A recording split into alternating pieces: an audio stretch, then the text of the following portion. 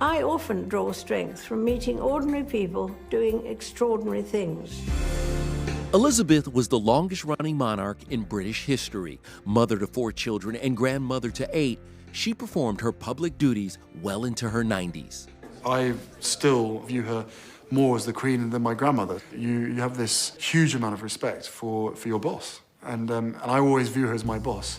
But royal life slowed down for the Queen after she lost her beloved husband, Prince Philip, in April of 2021. The widowed monarch sat all alone at his pared-down pandemic funeral. The two had been married for 73 years. For me, in the months since the death of my beloved Philip, I have drawn great comfort from the warmth and affection of the many tributes to his life and work. The Queen carried on, but began to look frail and tired. In October of 2021, she spent a night in the hospital for an undisclosed ailment. Concerned for her health, Her Majesty's doctors ordered her to pause her public appearances and to rest. But determined to serve, in November of 2021, she made a video statement to world leaders at the Glasgow Climate Summit. The impact of the environment on human progress was a subject close to the heart of my dear late husband. After Philip's death, Elizabeth proved to be strong despite a number of challenges. In January of 2022, she stripped her son, Prince Andrew, of his HRH title and all of his military honors following his alleged involvement in the Jeffrey Epstein scandal and a related sexual assault lawsuit. The Queen also had to deal with the fallout from the Harry and Meghan Megxit drama. I had 3 conversations with my grandmother and 2 conversations with my father before he stopped taking my calls. From their bombshell sit-down with Oprah to the couple's constant legal battles with the press, the monarch publicly continued to voice support for the Sussex clan, who named their daughter Lilibet after the Queen's childhood nickname. Viewed by many as serious and old-fashioned, she was actually quite playful. Thank you, Mr. Prime Minister of Canada, for making me feel so old. Good evening, Mr. Bond. Good evening, Your Majesty. And remember this moment with Harry that quickly became a gift. Hey, Prince Harry, remember when you told us to bring it at the Invictus Games? Careful what you wish for. Boom. Oh, really? Please. Boom. Elizabeth was known for her love of her corgis. Almost all of her outfits were custom-made just for her.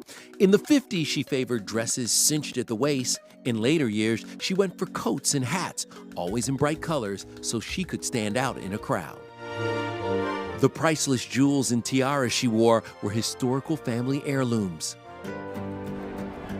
But what the Queen definitely valued was her family. She took great pleasure in attending the royal weddings of her grandsons, William with Kate and Harry to Meghan. It's just been a busy year for my family, with 2 weddings and 2 babies and another child expected soon. It helps to keep a grandmother well occupied. That was baby Archie, and the Queen appeared overjoyed when she met her new great-grandson for the first time. She beamed while watching Prince George make a Christmas pudding and seemed very proud watching Charlotte and Louis doing the royal wave. In fact, many have noticed that Princess Charlotte has a very strong resemblance to her great-granny. The Queen, she was really thrilled that it was a little girl. And I think as soon as we came back here to Kensington, she was one of our first visitors here. I think she was very fond of Charlotte, always watching what she's up to. Georgia calls her Gangan. She always leaves a little gift or something in their room when we go and stay, and that just shows, I think, her love for her family. The Queen never sat down for a formal TV interview, but she did allow cameras into Buckingham Palace to record important events. On the 65th anniversary of her coronation, Her Majesty was quite cheeky when viewing the imperial state crown. Once you put it on, it stays. And you can't look down to read the speech. You have to take the speech up. Because if you did, your neck would break, or it'd fall off. But what many admired was the royal love story between Elizabeth and Prince Philip. The couple's romantic relationship and lavish wedding was depicted in The Crown. I, Elizabeth Alexandra Mary. Take thee, Philip. Take thee, Philip.